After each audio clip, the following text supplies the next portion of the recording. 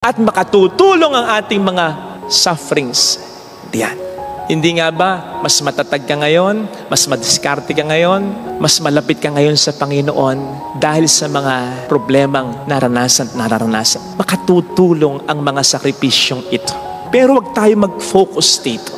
Mabanggit ko lang, hindi nga ba si St. Paul mismo, ang sabi niya, 3 beses, hiningi ko sa Diyos na alisin ang thorn in my flesh na ito. Ano man yun, maliwanag na suffering yun. Pero hindi yun inalis ng Panginoon, sapagkat yun ay ginamit pa ng Panginoon para kay San Pablo upang siya ay mas maging mapagkumbaba, upang siya ay mas maging mabuting tao. Kaya, kailangan pa rin ng mga sakripisyo kasi gagamitin ng Panginoon ito upang tayo mas maging mabuting tao. Basta, wag lang tayong magfo-focus dito para hindi maging mas mabigat ang pagharap natin sa mga ito. Mag-focus tayo sa goal ng bawat sakripisyo. May mangyayaring maganda, malalampasan ko ito, at yung ikalawa, kasama ko ang Diyos sa pagdadala ito. At kapag kasama natin ang Diyos, nandun agad ang glory, nandun agad ang solusyon in the works, in the process, nandun agad ang siguradong tagumpay. Makailan ay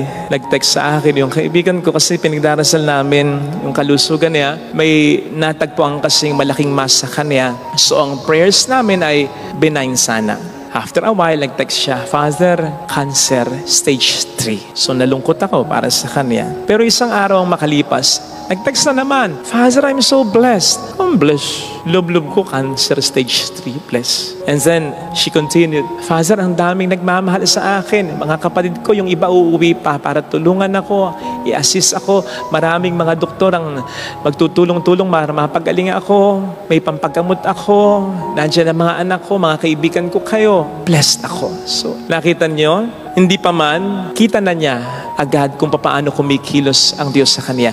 At yun din ang nagiging dahilan upang ang kanyang krus, ang sakripisyo, ay kanyang makaya. Hindi pa man siya tuluyang gumagaling sa sakit niya, kiniklaim na niya, nandun na, nakikinikita na niya, nararamdaman na niya ang glory, ang tagumpay, ang kagalingan. Pinagpatuloy pa nga pala niya, Father, pagkatapos nito, alam ko na ang mission ko, ang tumulong, as in ang tumulong talaga sa mga may sakit. There is goal, there is purpose in every sacrifice. We focus on that.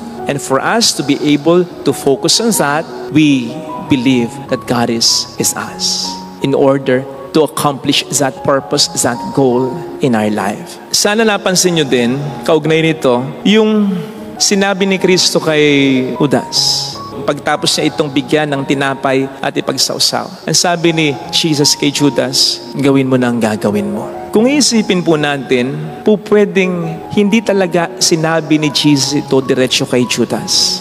Kasi yung unang bahagi bago ito, ang sabi ni St. John, nang matanggap na ni Judas ang tinapay, si Satanas ay pumasok sa kanya. So hindi kaya yung mga salitang yon, gawin mo nang gagawin mo, hindi talaga kay Judas sinasabi ni Kristo, kundi kay Satanas na kumukontrol or nangingibabaw sa pagkatao that time ni Judas. Kung papaanong nang sabihin din ni Kristo kay Pedro, lumayo ka sa akin, Satanas, ay po pwedeng hindi rin talaga si Pedro ang diretsong sinasabihan ni Kristong Satanas, kundi si Satanas na nangungusap kay Pedro. So po pwedeng sa tagpong ito, ang hinahamon talaga ni Kristo ay hindi si Judas, kundi si Satanas. Kasi si Satanas naman talaga ang may pakana ng lahat ng ito. Huwag nating sisihin si Judas, huwag nating sisihin si Pilato, huwag nating sisihin ang mga Hudyo, ang mga Romano.